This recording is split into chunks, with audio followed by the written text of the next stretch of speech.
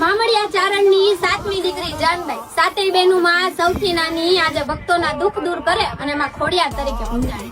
જ્યારે આ સાતેય બહેનો આવડ, જોગડ, તોગડ, બીજબાઈ, ઓલબાઈ, સાસાઈ અને જાનબાઈ અને એમનો ભાઈ મેરખ્યો, જ્યારે એ ભાઈ મેરખ્યાને સાપ કરડ્યો ત્યારે આ આવડ કહે છે કે જાનબાઈ તું જા અને પાતાળ લોકમાંથી ભાઈ મેરખ્યા માટે અમૃત લઈને આવી. પણ જોજે જાનબાઈ, મોડું કરતી નહીં, સૂરજ આથમે નહીં પેલા આવી જાજે.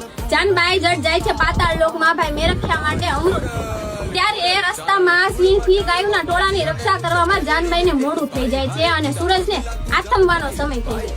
ત્યારે આ આવડ સૂરજને આથમવાથી રોકી રાખે છે. પછી જ્યારે જાનબાઈ અમૃત લઈને પાછા ફરે છે ત્યારે એમને રસ્તામાં ઠેસ વાગે છે.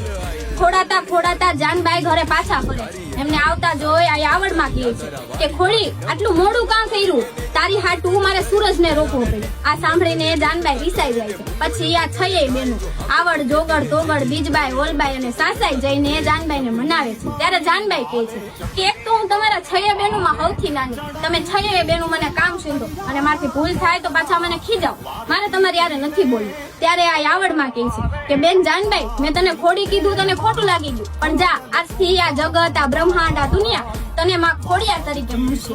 માનતા તારી કરશે પણ કામ ધાર્યા અમે કરશું, રટન તારું કરશે પણ સમરણ અમે કરશું.